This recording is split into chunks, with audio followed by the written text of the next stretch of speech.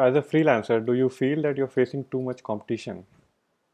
Do you feel that you really would not be able to make it, or you get thoughts that how do I get above my competition?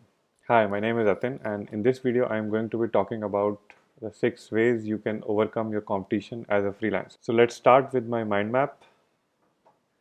First way, or the first step to overcome your competition as a freelancer is you need to find your primary market. Okay, and this is very important because most often people try to serve everyone in the market. Okay, they try to get their hands on every project that they get, and in the end, you know, it's like they end up burdening themselves. They really don't know who is their focus market, and it becomes your red ocean, right? Rather than becoming a blue ocean, it becomes your red ocean. So find your primary market. So now you can have 2 or 3 primary markets, but start with one. Okay, start with one, get better, and then expand into others. Okay, so this is probably the most important thing, that you need to start with one primary market. Okay, and clearly define your primary market. Second, start your personal branding. Now, I have also discussed briefly about how to start your own personal branding, even if you don't know how to. Okay, so make sure you go ahead and watch that. But yes, you need to start your personal branding. The benefits of personal branding, you see again, out of, if we consider 100 freelancers who are competitors, you would probably come under 20 or 30% of the people who are doing personal branding. It allows you to rise above the rest of the crowd. Okay. 3, start pushing out content regularly. Now, this is very important, especially now when more and more people are coming online. You need to push out valuable content regularly. So create a content calendar, list down what can you post and what is authentic to you. Okay.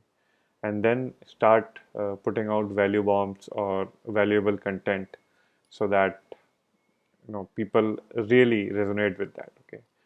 And see, if you look at from a logical point of view, once you have defined your primary market, okay, then you can also define the or come up with topics that really would help your primary market. Okay. Start pushing out your content and regularly. Step number 4 is, if possible, try and collaborate with your competition, because you can only do so much alone. So here there's a need to change in your mindset, and you need to think of your competition as a collaboration. Okay, because if you are alone, you can only achieve so much. If you need to win the race, then you go alone. But if you need to really enjoy the journey, you need to have collaborators. You go with like-minded people. So try to collaborate with them as much as possible. So one way to collaborate is, if let's say you have found your primary market and you have got other projects, you're getting inquiries of other projects which are not in your primary market. Choose another freelancer. Okay. Give them the project. Okay. Step number 5. So this is on the lines of step number 4. Find a complementary service provider and tie up with them. Okay. So if, let's say, if you are only a designer and you do not code, let's say you are a graphic designer and you do not do coding, what do? You tie up with someone who codes. You can tie up with a small boutique firm who is good at development. And if you get some projects which are which need development, you can refer your partner to them and charge a referral fee to them. Okay. And this would also be replicated by your complementary service provider, because if they get some projects in which design is needed, they'll come to you. Okay. So it's a win-win situation. And last, okay, start mentoring or teaching. Okay, teaching in what you are good at. Okay, start doing that. Whatever new things you learn or whatever you are currently doing, start teaching it. Okay, because what will happen is, as you learn new things, as you implement new things, your knowledge gets solidified. But as and when you start teaching, and that is where your impact starts to grow. That is where you get more clearer on what is it that you are doing. Okay. So start mentoring and teaching. And these are really the 6 steps or the 6 ways in which you can overcome your competition as a freelancer. So if you liked these tips, if you liked this video, then do 2 things.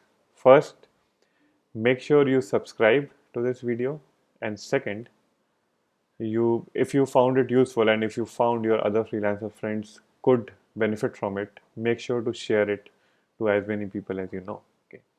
And last but not the least, of course, there was a third thing coming, which is I'm also conducting a free webinar on how to be a profitable freelance designer in the next 90 days. And it's a live webinar, and make sure you sign up for this.